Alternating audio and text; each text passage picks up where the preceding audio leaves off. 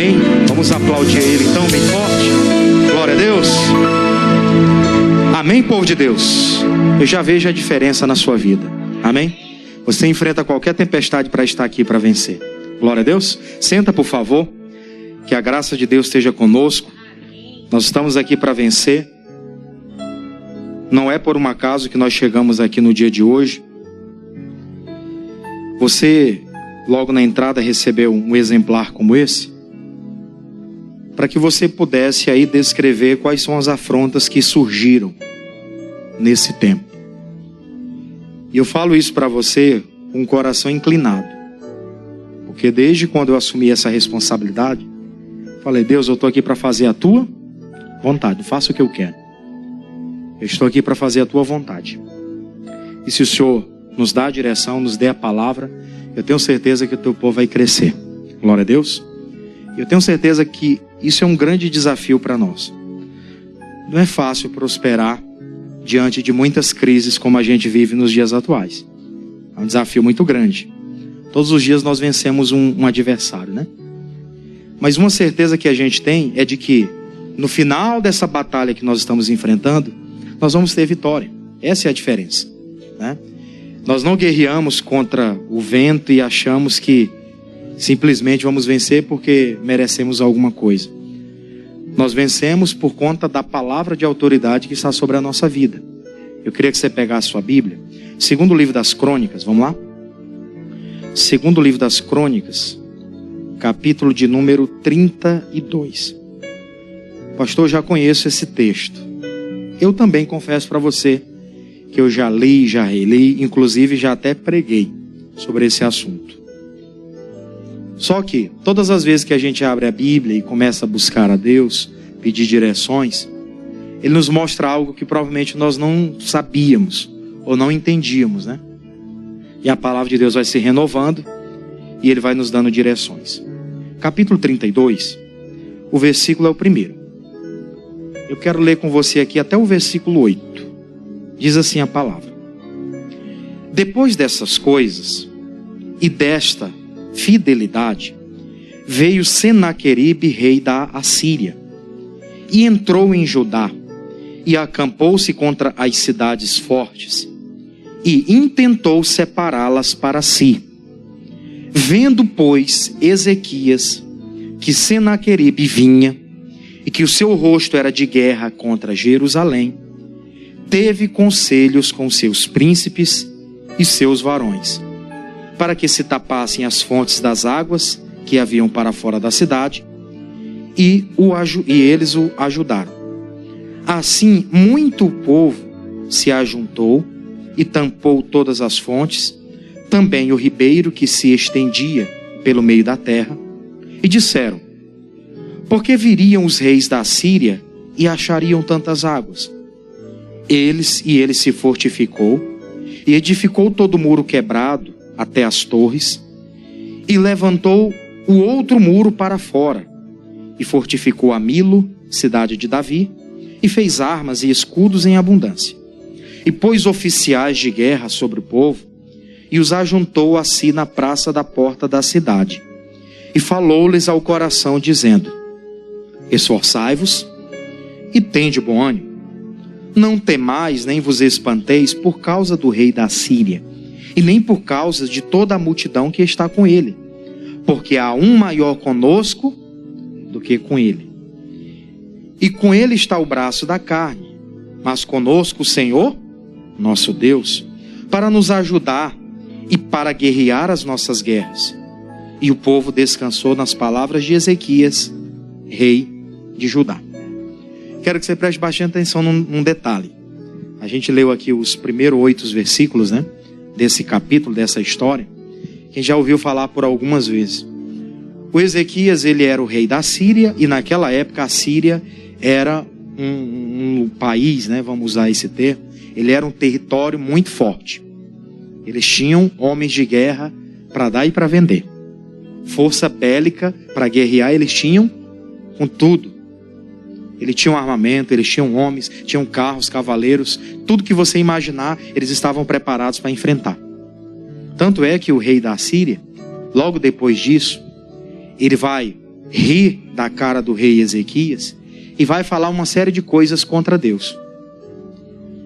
Mas preste atenção no detalhe. Desde os seus antepassados, eles tinham aquela força para vencer, já tinham conquistado tantas guerras, já tinham vencido tantas lutas, já tinham colocado tantos povos em sujeição deles. Só que quando ele chega aqui diante de Judá, que era um território menor, né, eles encontraram um homem que era de Deus. O Ezequias, ele era um homem que entendeu que a fortaleza dele era o Senhor. Tanto que quando Ezequias percebe que o Senaqueribe está vindo, que ele já começou a tomar alguns territórios, que ele começou a avançar um pouco mais, ele chama os príncipes, chama as pessoas para tomar conselho, ele pede orientações para algumas pessoas que tinham ali aquela função, aquela responsabilidade dentro do reino, e ele vai começando a falar com as pessoas: vamos tapar as portas da cidade, você tem aqui o ribeiro que coloca água para o lado de fora, então nós vamos fechar para que eles não se apropriem disso, vamos fazer assim, vamos fazer assado. Foi organizando tudo, foi colocando todas as coisas em ordem. Aí depois ele manda reunir todo o povo. Depois que ele tinha fortificado tudo, ele manda reunir todo o povo. Só, olha, traga o povo aqui. Aí ele fala com o povo o seguinte, vamos recapitular, versículo de número 6. E pôs oficiais de guerra sobre o povo e ajuntou-se na praça da porta da cidade. E falou-lhes ao coração, dizendo: esforçai-vos e tende o quê? Bom ânimo. Não temais e nem vos espanteis por causa do rei da Síria, e nem por causa de toda a multidão que está com ele, porque há um maior conosco do que com ele. Olha que confiança, gente. Porque se a gente for parar para analisar, todo mundo tinha medo do rei da Síria. Todo mundo tinha medo daquele povo. Eles eram numerosos. Qualquer nação que fosse afrontada por eles, com certeza ficaria com o rabinho entre as pernas. É melhor a gente pegar a bandeirinha branca e levantar logo, eu quero paz e ser servo dele, do que guerrear contra eles porque não tem a mínima condição. Ele fala o seguinte: olha, nós já fizemos a nossa parte, nós colocamos as coisas todas em ordem, e agora é o seguinte: eu só quero que vocês tenham bom ânimo, sejam pessoas esforçadas, se dediquem ao máximo e confiem no Senhor. Porque com eles está o braço forte, né? Com eles lá está a capacidade bélica de guerra. Mas conosco está o maior. Ele traz aquelas palavras para o povo, e aí a Bíblia diz no versículo 8: com ele está o braço da carne, mas conosco o Senhor nosso Deus, para nos ajudar e guerrear as nossas guerras. E o povo descansou nas palavras do rei Ezequias. Aquele homem tinha uma palavra de autoridade com ele, e aquela palavra descansou o coração das pessoas. É o que a gente precisa fazer hoje também, pessoal. Tem muita gente que ela é muito pessimista. Ela vem ao culto, ela recebe a palavra, ela vê que as coisas estão difíceis, e ao invés de se apoiar na palavra que está sendo dada, no recado que está sendo transmitido, tem muita gente que ainda acredita que vai dar errado. Esse tipo de fé que a pessoa tem, que é a fé negativa, não vai levar ela a lugar nenhum. Quando ele traz aquela palavra para o povo, a Bíblia diz que o povo descansou, ficou tranquilo. Mesma coisa hoje. Tem gente aí que manda informação no nosso dia a dia de trabalho. Nós recebemos algumas notícias que não são boas. Tem dias que você atende ali vários clientes. Você atende 10 clientes por dia, uma probabilidade de você fechar pelo menos 50% no mínimo, né? Dependendo do que você executa. É muito alta. Só que tem gente que ela já acredita. Eu acho que ele não volta mais. Ela acredita que não vai dar certo aquele negócio que ela está fazendo. São pessoas que precisam acreditar mais em si mesmas. Por isso que na oração aqui eu falei, nós precisamos acreditar mais na gente, pessoal. Se nem eu acreditar em mim mesmo, eu estou lascado. Não vai dar em nada a minha trajetória. Se nem eu mesmo acreditar no meu potencial, acreditar na capacidade que Deus colocou em mim, quem que vai acreditar? Então ele trouxe aquelas palavras, as pessoas ficaram firmes. Elas confiaram que realmente Deus está conosco. Nós fizemos a nossa parte, colocamos tudo em ordem, eles são maiores do que nós, mas conosco está o Senhor. Aí o tempo vai passando, algumas coisas vão acontecendo. Aí eu vou ler com você o versículo 13 em diante. Vamos lá? Versículo 13. Ezequias ficou firme, falou aquela palavra para o povo. Aí diz o versículo 13, Senaqueribe falando. Senaqueribe vai dizer: não sabeis vós o que eu e os meus pais fizemos a todos os povos das terras? Porventura, puderam de qualquer maneira os deuses das nações daquelas terras livrar das minhas mãos? Ele começa a aumentar a afronta, né? Porque quando o Ezequias falou aquilo para o povo, os homens ficaram firmes. Eles se prontificaram a guerrear. Se fosse possível pegar a mão na espada para fazer alguma coisa, eles iriam fazer, apesar de serem menores. Eles disseram: eles vão vir contra nós, mas aqui vai ter resistência. Deus está conosco. Vamos ficar firmes. Vamos ficar firmes na nossa posição. Deus vai nos dar a vitória nesse negócio. Colocaram a cara para bater, ficaram de frente ali com o inimigo. Aí vem o Senaqueribe dizendo: rapaz, é melhor vocês pararem por aí. Porque eu não sei se vocês conhecem, mas os antepassados dos meus pais, no meu caso, nos dias de hoje, não existe um Deus sequer, fala com Deus minúsculo, né? Não existe nenhum dos deuses que até hoje conseguiu livrar o seu povo das minhas mãos. Não existe um que até hoje pudesse livrar o seu povo das minhas mãos. Olha que ele estava se referindo aos outros deuses, que tem boca, mas não fala, né? Que tem ouvido, mas não ouve, que tem mão, mas não apalpa, que tem pé, mas não anda, e por aí vai.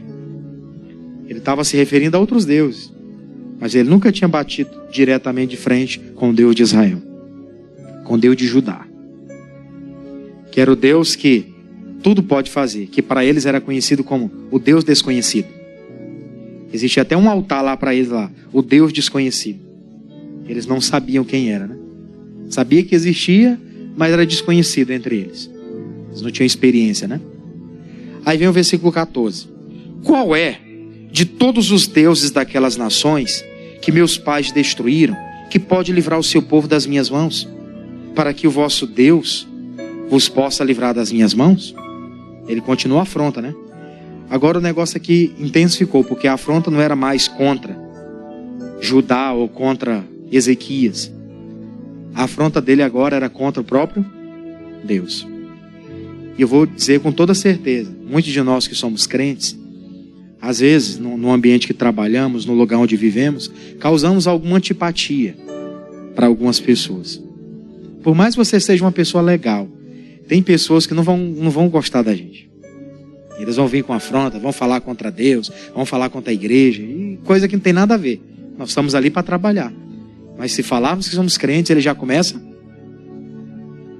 Tem coisa que acontece assim. Tem coisa que somos nós mesmos que provocamos. Agora tem coisa que acontece naturalmente, sem você fazer nada, sem você dizer nada. Aí ele começa a se levantar contra Deus. Até então a afronta era contra Judá, contra Ezequias. Agora ele começa a falar contra o próprio Deus. Aí que a vitória ficou mais fácil para o povo de Deus agora. Agora que as coisas começaram a melhorar ainda mais. Porque vem a sequência, versículo número 15. Agora, pois, não vos engane, Ezequias, nem vos incite assim, nem lhes deis crédito, porque nenhum Deus de nação alguma, nem de nenhum povo, nem de reino algum, pode livrar o seu povo das minhas mãos, nem das mãos dos meus pais. Quanto menos vós poderá livrar o vosso Deus das minhas mãos.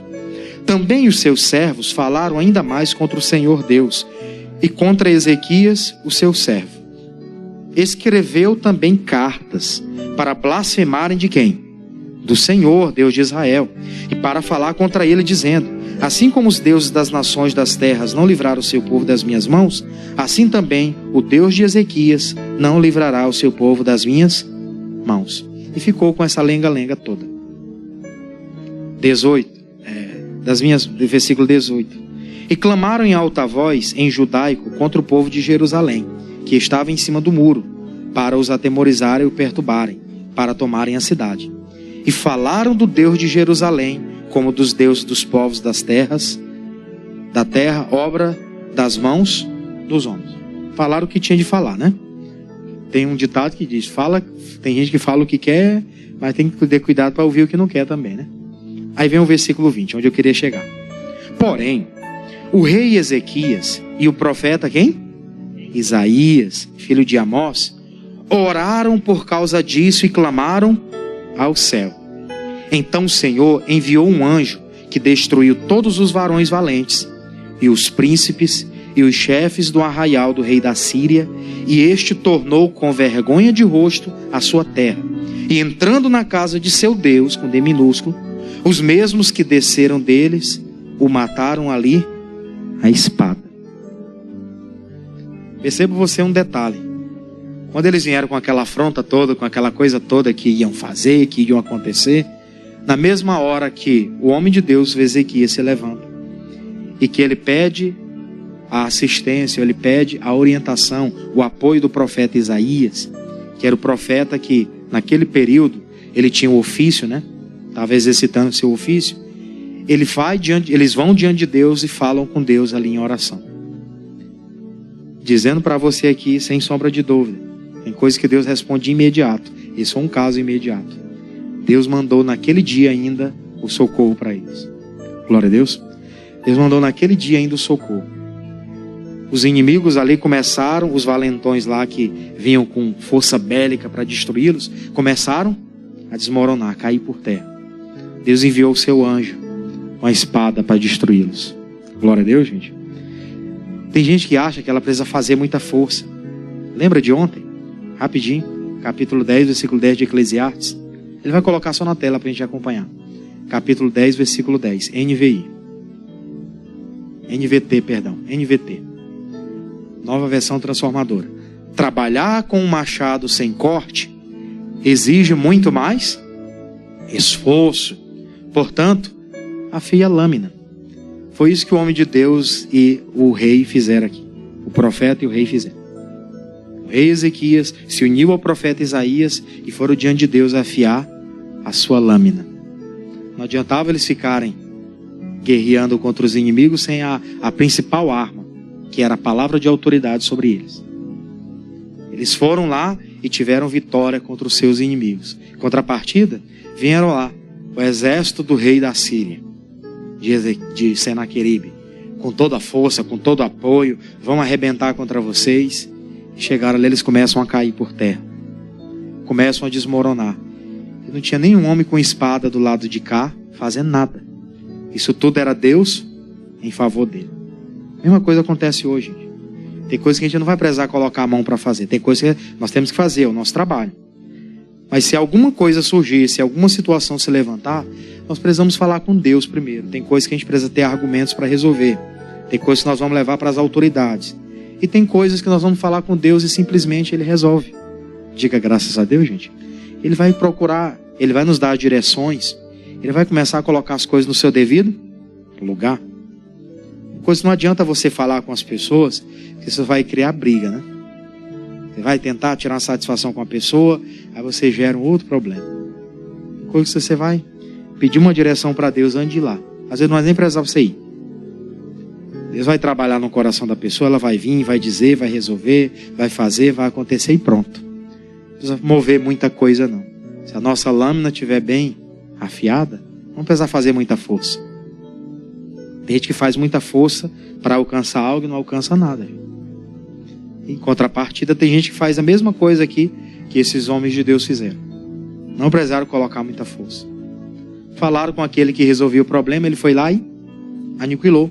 Tanto é, versículo seguinte, 22 diz: assim livrou o Senhor a Ezequias e os moradores de Jerusalém das mãos de Senaqueribe, rei da Síria, e das mãos de todos.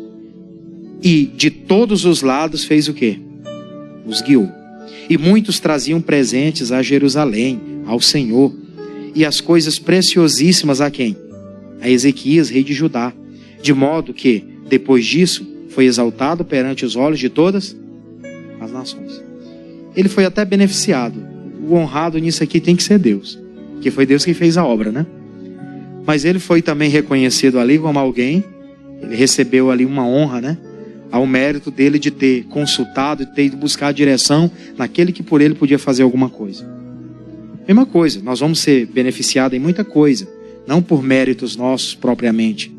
Tem coisa que é mérito mesmo, não tem que desprezar isso. Mas tem coisa que foi Deus quem fez, você sabe disso.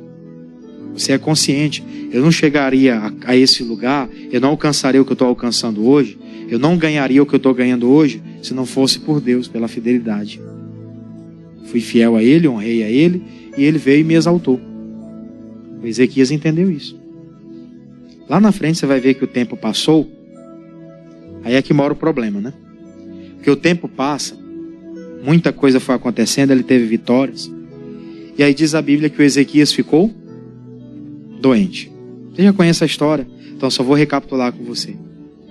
Ele ficou doente. E quem foi o profeta que foi falar com ele? Que ele era para colocar as coisas em ordem porque ele ia morrer? Isaías. Mesmo profeta que quando ele estava sendo afrontado por Senaqueribe, se uniu a ele em oração. Por isso que a gente tem que estar ligado com Deus sempre. Porque Deus vai nos dar a vitória.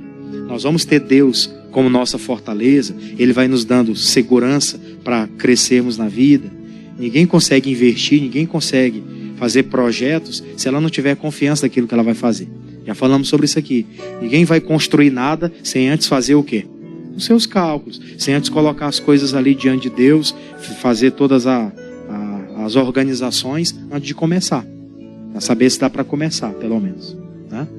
Ninguém vai fazer isso. Então ele fez, colocou isso diante de Deus, organizou as coisas quando veio a afronta.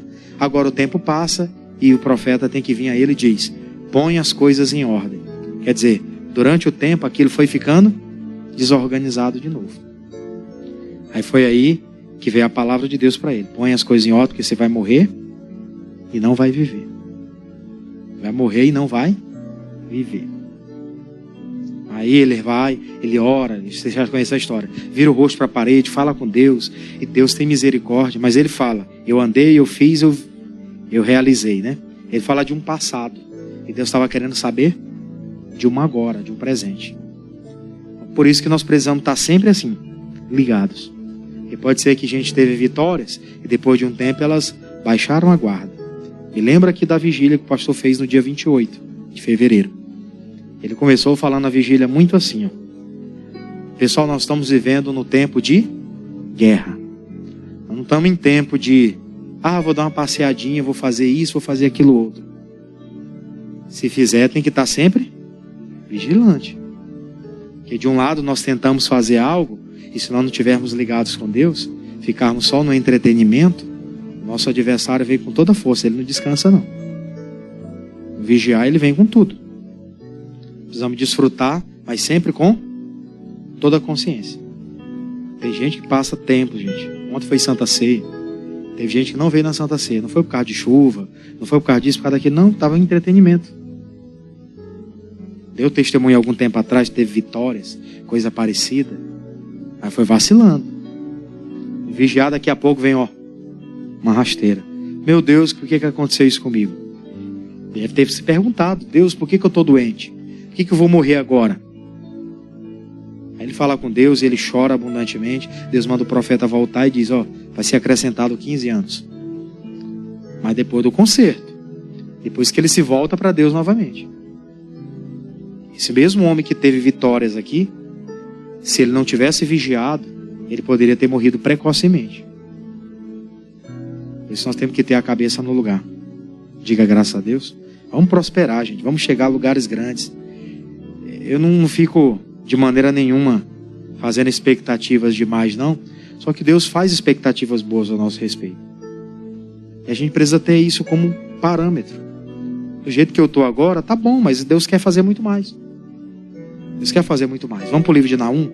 Deixa aqui, livro do profeta Naum. Olha o que o profeta Naum falou. Ele entendeu que Deus era a sua fortaleza diante das afrontas. E ele falava isso para o povo. Onde é que está Naum, pastor? Se você abrir aí o livro de Salmos, que é bem no meio, você tem Provérbios, Eclesiastes, Cantares, Isaías, Jeremias, Lamentações, Ezequiel, Daniel, Oséias, Joel, Amós, Obadias, Miqueias, Naum. Fácil. Depois de Naum é Abacuque. Naum capítulo 1, versículo 2. Livro do profeta Naum, capítulo 1, versículo 2. O Naum teve essa percepção. Olha o que ele disse aqui. Vamos ler? O Senhor é um Deus zeloso e que toma vingança. Se levantarem contra nós, pode ficar tranquilo. Você está servindo, você está honrando a Deus. Peça a diferença em oração que Deus vai mostrar. O Senhor toma vingança e é cheio de furor. O Senhor toma vingança contra os seus adversários e guarda a ira contra os seus inimigos. O Senhor é tardio em irar-se, mas grande em força, e ao culpado não tem por inocente. O Senhor tem o seu caminho na tormenta e na tempestade, e as nuvens são o pó dos seus pés. Ele repreende o mar e o faz secar, e esgota todos os rios. Desfalecem Bazã e Carmelo, e a flor do Líbano se murcha. Os montes tremem perante ele, os outeiros se derretem, e a terra se levanta na sua presença. Sim, o mundo e todos os que nele habitam. Quem parará diante do seu furor? E quem subsistirá diante do ardor da sua ira? A sua cólera se derramou como fogo, e as rochas foram por eles derribadas. O Senhor é bom, uma fortaleza no dia da angústia, e conhece os que nele confiam, ou os que confiam nele. Então, o profeta Naum aqui, ele entendeu. Deus era uma fortaleza. Todos os que se levantaram contra Deus, ninguém ficou de pé até hoje. Ninguém. E ele falou certa vez, olha, na aliança que ele fez com Abraão, ele diz, todos os que te amaldiçoarem serão amaldiçoados. E você deve ficar com o coração em paz. Pastor, fiquei sabendo que tem gente que não gosta de mim, que fala contra mim lá no trabalho, que é isso que a gente ouve direto. Que isso e que aquilo outro. Infelizmente, aquela pessoa está perdendo tempo, gente. Ou felizmente, né? Felizmente, ela está perdendo tempo. Porque ela está mexendo onde não deveria mexer. Ela deveria buscar se capacitar e trabalhar também. Só isso. E todo mundo que acha que vai ganhar algum proveito usando de engano ou até tentando prejudicar outras pessoas, vão ficar para trás, gente. São pessoas que não mostram capacidade nenhuma. Elas querem crescer em cima da desgraça dos outros. Deus está olhando para nós assim, como pessoas que buscam trabalhar e se capacitam para isso. Quando o rei Ezequias entendeu, não quero nada deles. Nossa cidade está aqui, a nossa organização é essa, estamos fazendo a nossa parte, não queremos guerra contra ele. Mas já que ele está vindo, maior que está conosco do que o que está com ele. Que ele vai fazer justiça. E Deus se levantou. Foi 185 mil soldados, gente. 185 mil pessoas é muita gente. Imagina aí 185 mil pessoas. A maioria das nossas cidades aqui no estado não tem 185 mil pessoas. Exceto Imperatriz, eu acho que é Caxias, talvez Timon, umas 2 ou 3 cidades do nosso estado. 185 mil pessoas foram destruídas. Porque se levantaram contra quem não devia. E tudo isso porque Deus era a fortaleza do seu povo. Eles escreveram carta lá de afronta. Voltemos lá para a gente finalizar. Capítulo 32. Versículo de número 17. Segundo livro das Crônicas, 32, 17. O que ele disse aí? Versículo 17. Isso. E escreveu também cartas para blasfemar do Senhor, Deus de Israel, e para falar contra ele, dizendo: assim como os deuses das nações das terras não livraram o seu povo das minhas mãos, assim também o Deus de Ezequias não livrará o seu povo. Coitado deles. Devem estarem falando por aí: esse crente aí, ele acha que vai ser melhor do que a gente aqui? Podem falar o que quiser, gente. Você é homem de Deus, você vai pedir para Deus a diferença. Nós estamos orando em cima disso hoje. Eu quero a diferença, Senhor. Eu estou honrando o altar. Eu estou fazendo conforme a Tua palavra diz. E o Senhor vai fazer a diferença na minha vida. A diferença entre o justo e o ímpio. A diferença daquele que serve, que a gente viu lá em Malaquias, né? Capítulo 3, versículo 18. Rapidinho. Malaquias 3, 18. Vai ficar na tela, só para você acompanhar. Olha só. Então vereis outra vez a diferença entre o justo e o ímpio, entre o que serve a Deus e o que não serve. Essa diferença tem que ser notória hoje. Estou passando por umas crises aí, e lá na minha empresa lá, nós temos 10 vendedores, eu fico sempre em 10º lugar. A gente não está aqui com espírito de competitividade, amém? Só que no nosso caso, nós não podemos ficar no 10º lugar, gente. Se tem 10 pessoas, eu tenho que ficar na lanterna, tem que ser o rebaixado? Não, está tudo errado. Eu tenho que estar entre os primeiros. Não é assim que a Bíblia diz? Eu tenho que estar entre os primeiros. Não é questão de soberba, coisa parecida, não. Nada disso. Mas os campeões, eles andam em cima. É ou não é verdade? É. Eu não vou aceitar viver por baixo. Eu vou ficar por cima. Isso é em tudo na vida. Em tudo. Em todas as coisas. Nós não podemos aceitar ficar em último. Geralmente o último lá é o que ganha menos. É ou não é? Uma hierarquia de uma empresa. Aquele que está lá, não desprezando posição de ninguém, mas aquele que está lá por baixo, ele recebe um saláriozinho mínimo. Com certeza ele não vive bem, a família dele também não. E o patrão lá, o chefe, o dono da empresa, o gerente, por ele estar em cima, automaticamente ganha mais, vive melhor. É digno? É o trabalho dele. Quanto mais é dado, mais é cobrado. Ele tem mais cobrança do que aquele que está lá embaixo.